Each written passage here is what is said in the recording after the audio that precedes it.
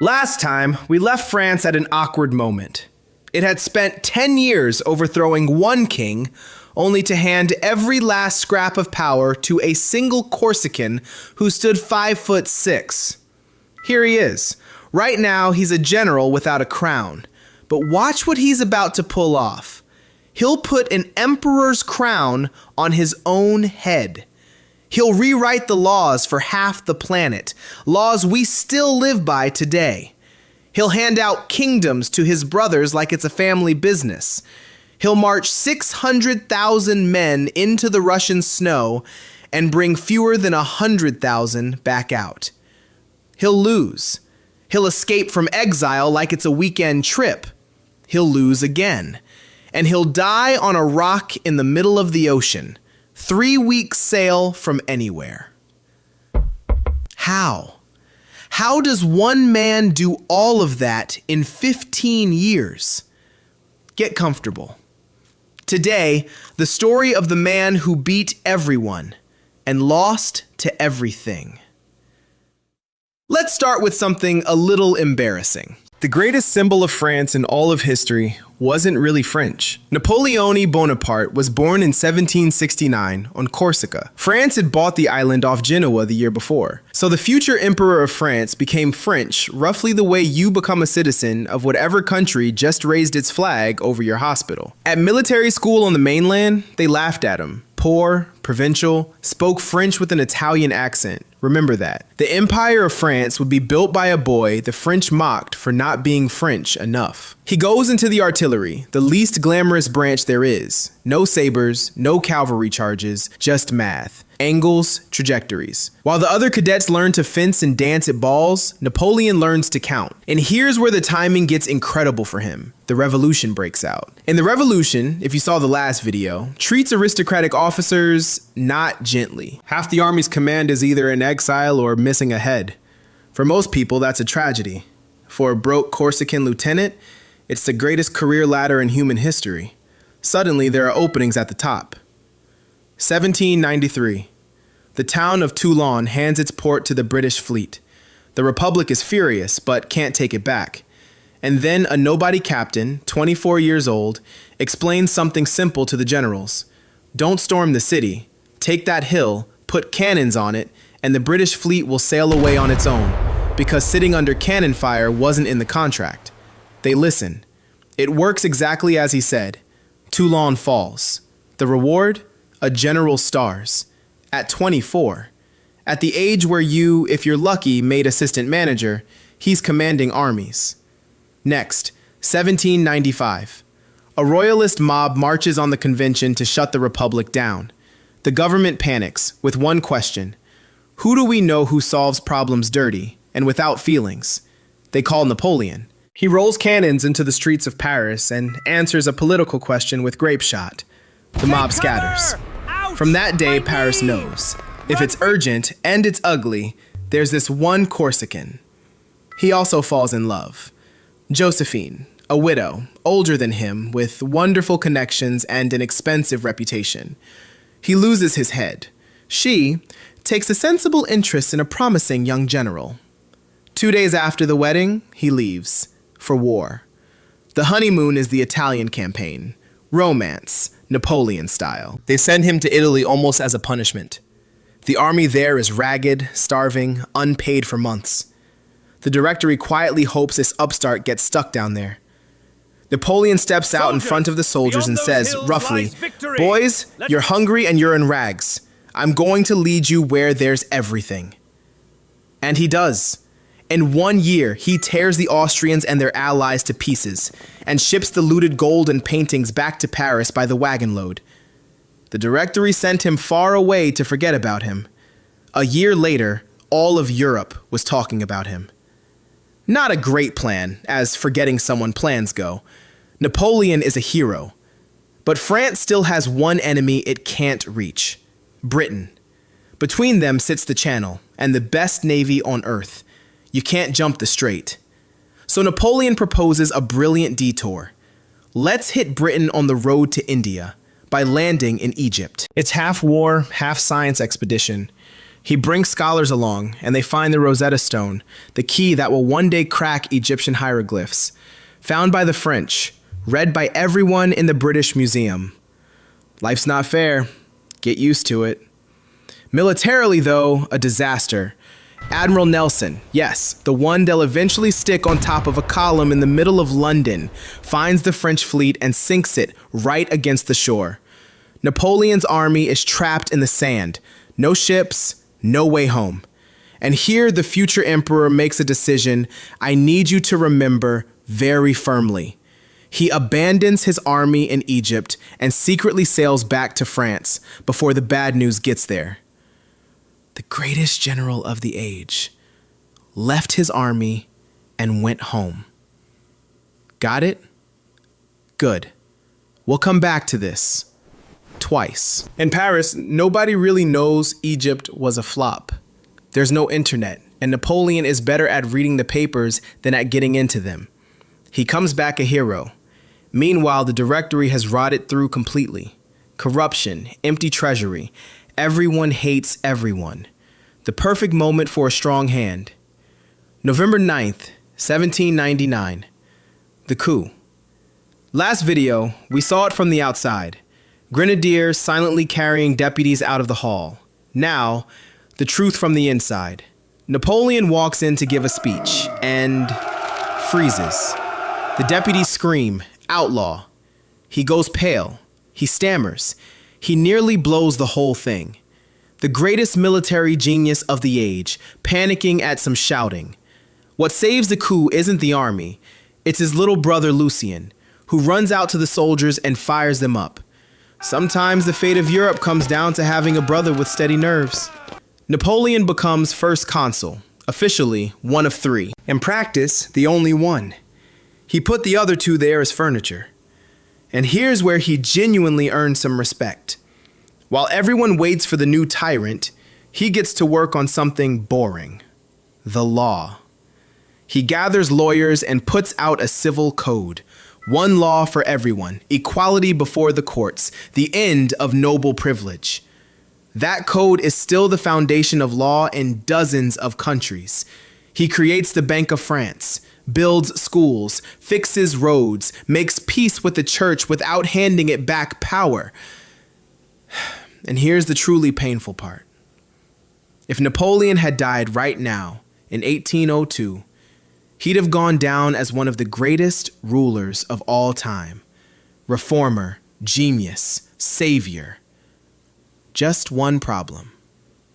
He didn't die. By the way, where do you think the line is between a quote-unquote strong leader and a quote-unquote dictator?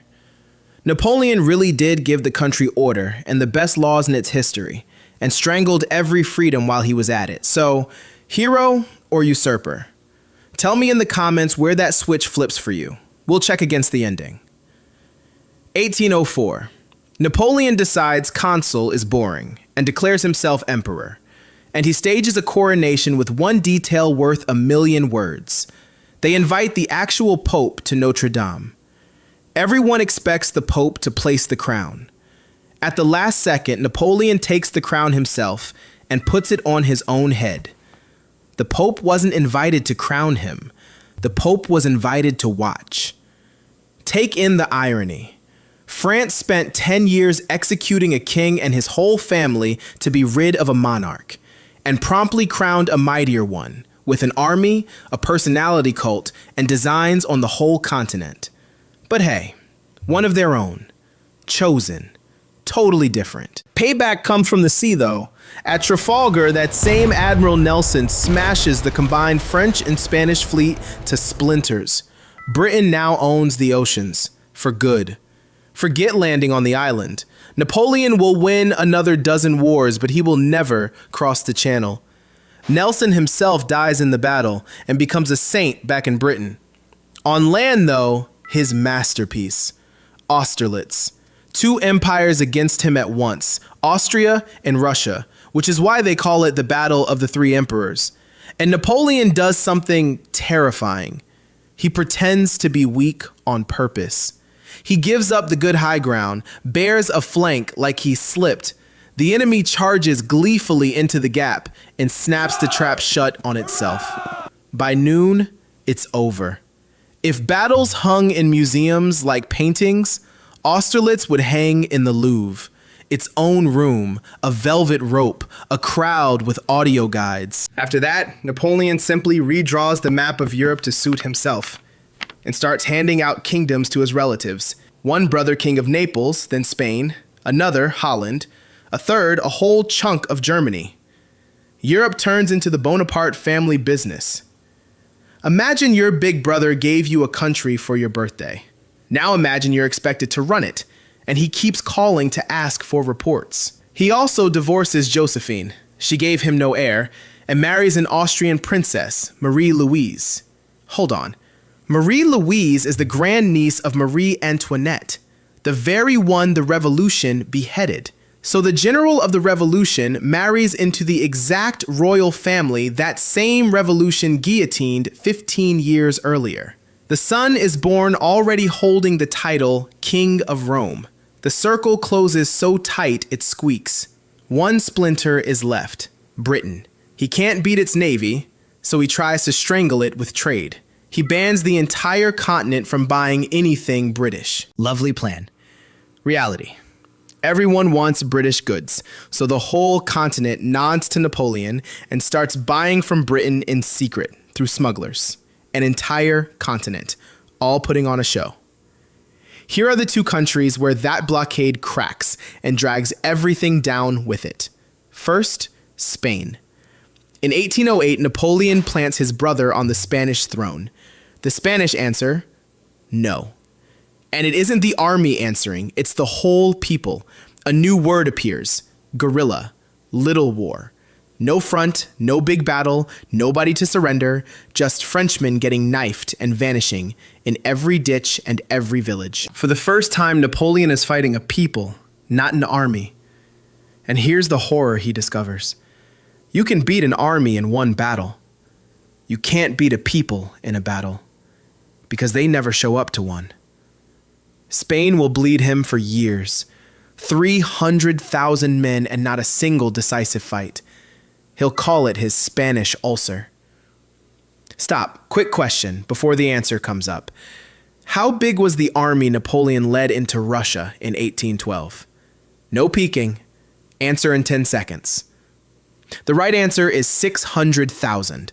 Around 600,000 men. The largest army Europe had ever seen. They call it the Grande Armée, the Great Army. And that's not a compliment. That is literally the name. The reason? The Russian Tsar, Alexander, has pulled out of that blockade and started trading with the British again. Napoleon marches off to punish him. As always, he needs one thing, a single decisive battle. Smash the Russian army, take the capital, dictate the terms. The formula had worked across Europe for 10 years. But the Russians don't play the formula. They retreat. And they burn everything behind them. Fields, storehouses, villages. The giant army marches forward across a scorched emptiness, stretches thin, weakens, and starts to starve before it's even seen a major fight. At Borodino, the battle finally comes, the bloodiest day of the era. Technically, Napoleon wins. The Russians pull back. He enters Moscow. He waits for them to come and beg for peace, like always. Peace doesn't come. Instead, Moscow catches fire. Napoleon sits in a foreign, burning, empty capital, and for the first time in his life, the math doesn't add up. He took everything you need to win, and there's no victory. Then winter comes, and it isn't a retreat, it's a dying. Frost, hunger, Cossacks on their tail, the crossing at the Berezina, a river whose name he'll use for catastrophes ever after. Of 600,000, fewer than 100,000 come back. The great army wasn't buried by enemy soldiers. It was buried by distance, hunger, and the calendar. And remember how I asked you, twice, To remember that he once abandoned his army in Egypt?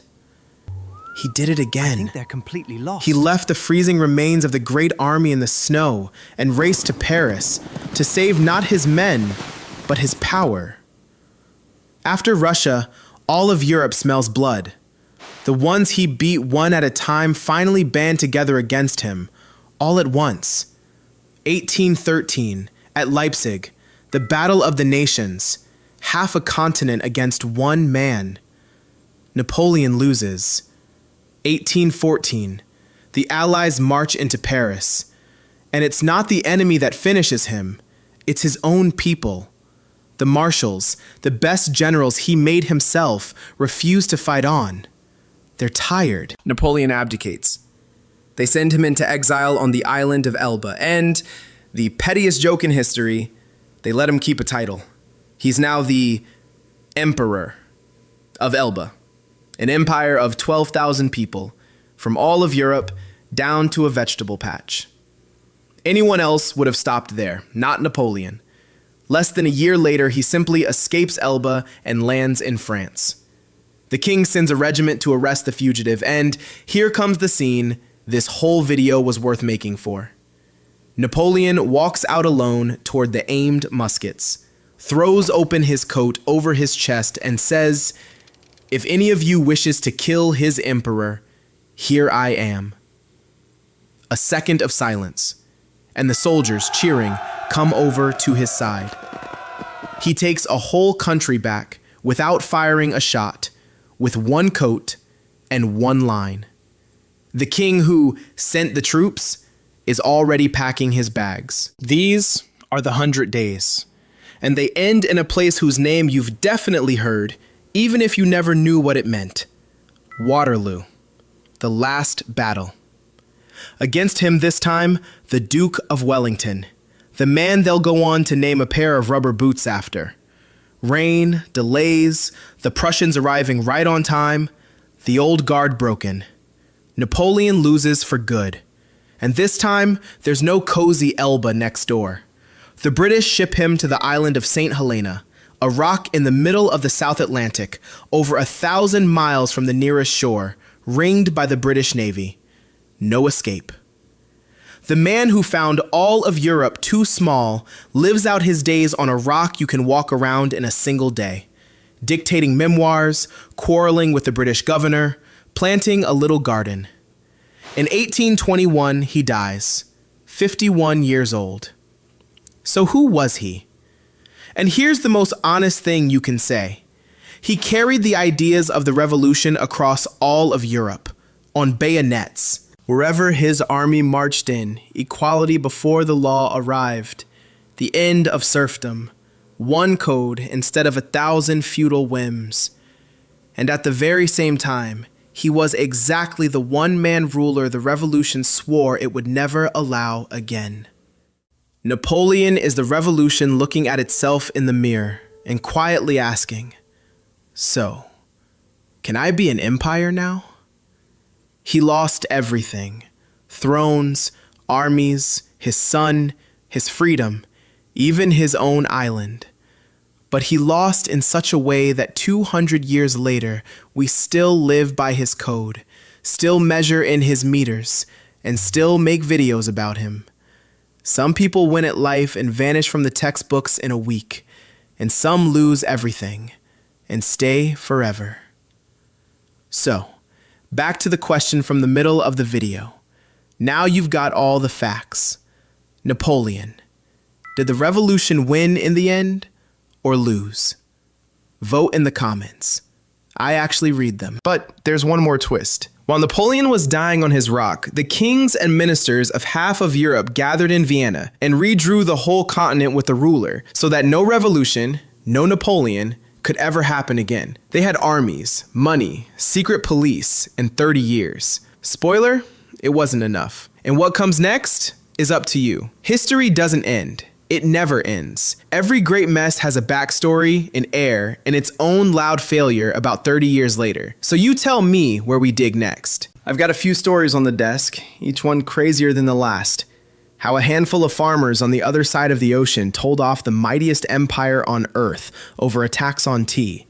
how the kings of all Europe sat around one table to cancel the future with a ruler and failed, and a couple more that'll make your hair stand up. Write in the comments whose story to dig into first, and subscribe so you don't miss it. Whatever you pick, I promise you one thing. Somebody in it is going to break everything. As always.